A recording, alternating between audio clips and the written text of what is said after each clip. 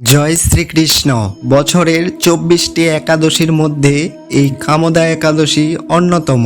এই বছরের কামদা একাদশী পালন করতে হবে 20 এপ্রিল 2024 রোজ শনিবার। যে ব্যক্তি এই কামদা একাদশীর ব্রত কথা শ্রবণ করে তার অনায়াসে অশ্বমেধ যজ্ঞের ফল লাভ হয়।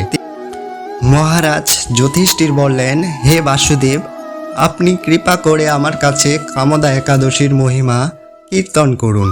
শ্রীকৃষ্ণ বললেন, হে মহারাজ, এই একাদশী ব্রত সম্পর্কে এক বিচিত্র কাহিনী বর্ণনা করছি, আপনি তা এক মনে শ্রবণ করুন। পূর্বে মহিষী বলিষ্ঠ মহারাজ দিলীপের কৌতূহল নিবারণের জন্য এই ব্রত কথা কীর্তন করেছিলেন। ঋষি বলিষ্ঠ বললেন, হে মহারাজ, কামদা একাদশী তিথি পাপনাশক ও পুণ্যদায়নী। পূর্বে মনোরম নাগপুরে স্বর্ণ নির্মিত গৃহে বিষধর নাগরা বাস করতেন। তাদের রাজা ছিলেন পুণ্ডরীক। গন্ধর্ব, কন্নর ও অপ্সরাদের দ্বারা তিনি সেবিত হতেন। সেই পুরীর মধ্যে অপ্সরারা শ্রেষ্ঠ ছিলেন ললিতা ও ললিত নামে গন্ধর্ব স্বামী স্ত্রী।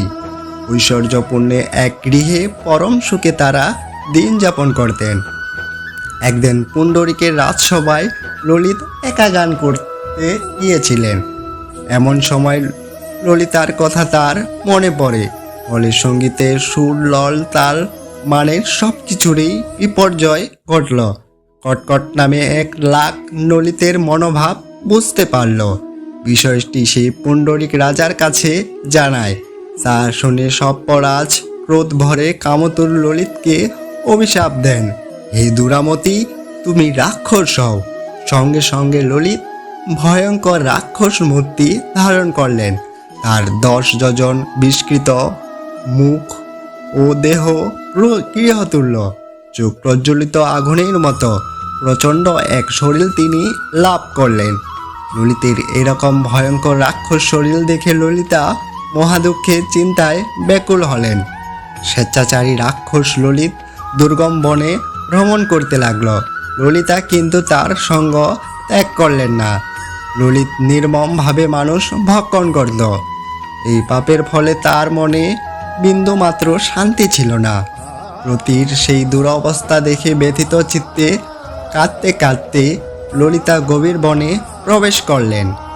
একদিন ললিতা গন্ধর্ব পর্বে এসে উপস্থিত হলেন, যেখানে মুনি সিংহ মুনির আশ্রম দর্শন করলেন। মুনির কাছে তারা হাজির হলেন। তাকে প্রণামকারে সেখানে দাঁড়িয়ে রইলেন। মুনিবর জিজ্ঞাসা করলেন, হে সুন্দরী, তুমি কে, কার কন্যা, কি কারণেই বা এই গভীর বনে এসেছ? উত্তরে ললিতা বললেন, হে প্রভু, আমি বীরকন্যা, গন্ধর্বের কন্যা। আমার নাম ললিতা। আমার নাম ললিতা। আমার প্রতি পিশাচত্ব দূর হয় এমন কোনো উপায় জানাবার জন্য এখানে এসেছি। তখনই ঋষি বললেন, চৈত্র মাসের শুক্লপক্ষের কামদা নামে যে একাদশী আছে, তুমি সেই একাদশী ব্রত যথাবিধি পালন করো। এই ব্রতের পূর্ণ ফলে তোমার স্বামীকে অর্পণ করলে তাৎক্ষণিক তার সমস্ত পাপ বিনষ্ট হবে। মুনির কথা শুনে ললিতা মহা আনন্দ সহকারে কামদা একাদশী পালন করলেন। তারপর ব্রাহ্মণ ও বাসুদেবের সামনে প্রতির উদ্ভবের জন্য বললেন, আমি যে কামদা একাদশীর ব্রত পালন করেছি তার সমস্ত ফল আমার প্রতির উদ্দেশ্যে অর্পণ করলাম।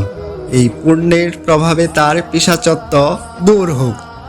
এই কথা উচ্চারণ মাত্রই ললিত সাপমুক্ত হয়ে দিব্যদেহ প্রাপ্ত হল। পুনরায় গন্ধর্বদেহ লাভ করে ললিতার সঙ্গে মিলিত হলেন। হে মহারাজ দিলীপ, এই ব্রত যত্ন সহকারে সকলেরই পালন করা কর্তব্য। এই ব্রত ব্রহ্মা হত্যা, পাপ বিনাশক ও পিশাচত্ব মোচনকারী। এই ব্রত কথা শ্রদ্ধাপূর্বক পাঠ ও শ্রবণে অশ্বমেধ যজ্ঞের ফল অনায়াসে লাভ করা যায়। এখন জেনে নেওয়া যাক কামদা একাদশীর সময়সূচি।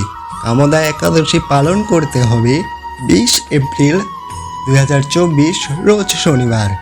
এই একাদশী পরদিন পালন করতে হবে 6টা থেকে 9টার মধ্যেই।